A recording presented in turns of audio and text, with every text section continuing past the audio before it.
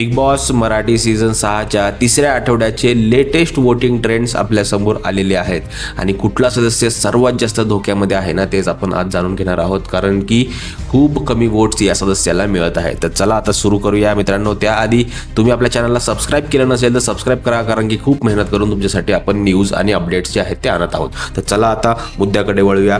8व्या नंबरला म्हणजे सगळ्यात शेवटच्या नंबरला जो सदस्य आहे त्याचं नाव आहे ओमकार राऊत. आता ओमकार राऊत सगळ्यात शेवटी का आहे याचं कारण संपूर्ण महाराष्ट्राला माहिती आहे की ह्याचा जो गेम आहे तो फक्त टास्क पुरता दिसतो, त्याच्या व्यतिरिक्त हा कुठेही दिसत नाही. पण ह्यासाठी एक फायदा असा होत चाललेला आहे की आपली जी ही आहे दिव्या आणि हा ओमकार ह्यांच्यामध्ये काही ना काहीतरी एक वेगळा बॉन्ड तयार होत आहे. त्यामुळे मे बी बिग बॉस ह्याला वाचू शकतात, पण जर तो अँगल नाही बघितला तर ह्याला बाहेर काढू शकतात.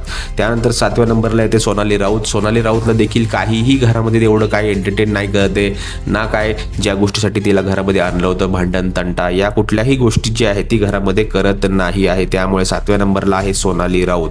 6व्या नंबरला येतात दीपाली सय्यद मॅडम. आता दीपाली सय्यद मॅडमचा देखील गेम जो आहे ना तो कोणाच्या तरी गुडबुकमध्ये राहून पुन्हा त्यांचा वेगळाच गेम असा वेगळ्या प्रकारचा गेम त्यांचा चालू आहे. त्यामुळे लोकांना त्यांचा गेम आवडत नाहीये, त्यामुळे त्या आहे 6व्या नंबरला. 5व्या नंबरला येते आपली प्राजक्ता शुक्रे. आता प्राजक्ता शुक्रे पण जे आहे ते सुरुवातीला असं वाटलं होतं की खूप साधी भोळी आहे, पण ॲक्च्युअलमध्ये ती साधी भोळी नसून ती एकदम स्मार्ट वेगळ्याच प्रकारचा गेम जो आहे तो डबल खेळायचा प्रयत्न करत आहे. त्यामुळे तिला देखील खूप कमी वोट्स जे आहेत ते मिळत आहेत. त्यामुळे प्राजक्ता शुक्रे आहे 5व्या नंबरला. 4थ्या नंबरला येते आपला रुचिता जामदार. येस मित्रांनो, रुचिता जामदार 4थ्या नंबरला आलेली आहे. त्याच्या मागचं कारण हे आहे की ती ज्या पद्धतीने गेम खेळत आहे, ठीक आहे तिचे काही शब्द खराब आहेत पण तिला सपोर्ट देखील खूप जास्त आहे, कारण की ऑन फ्रंट येऊन जे आहे ती गेम खेळायचा प्रयत्न रुचिता जामदार करत आहे. त्यामुळे तिचे स्थान आलेलं आहे 4थ्या नंबरला.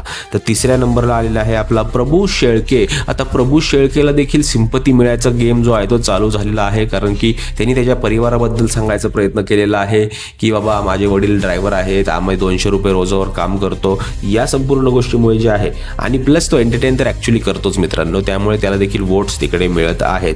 त्यामुळे तो आहे 3ऱ्या नंबरला. 2ऱ्या नंबरला येते ते म्हणजे विशाल कोटियन. विशाल कोटियन दुसऱ्याच्या खांद्यावर हात बंदूक ठेवून खेळायचा प्रयत्न तर करतोय, पण त्यामुळे जे आहे ना तो दिसतोय देखील खूप जास्त. काल देखील त्यांनी बॉटल फेकायचा प्रयत्न केला, तो मुद्दा उचलायचा प्रयत्न केला, त्यामुळे देखील थोडासा ट्रोल तो होतोय. पण ॲक्च्युली त्यांनी समोरच्या जी काही झुंड आहे त्या झुंडला खाली पाडण्यासाठी जे आहे ते तो कांड करायचा प्रयत्न केला होता आणि त्याला देखील खूप जास्त वोट्स जे आहेत ते मिळत आहेत.